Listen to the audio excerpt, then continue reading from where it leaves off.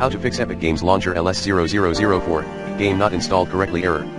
This error is caused when you're trying to install a game but the launcher is unable to do this due to a bad file. Uninstall and reinstall your game. Removing the game's current installation files and reinstalling may resolve your issue. 1. Start the Epic Games Launcher.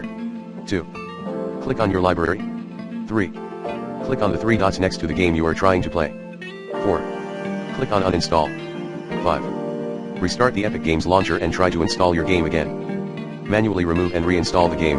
If verifying your game files doesn't resolve the issue, you can try to manually remove your game files from your computer. 1. Close the Epic Games Launcher by right-clicking on the system tray icon and click on Exit. 2. Locate the folder where you installed your game.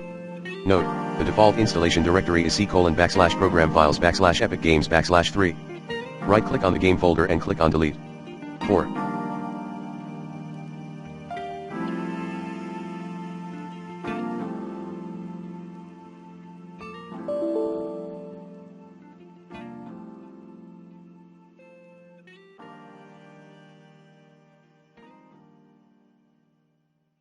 Restart the Epic Games Launcher.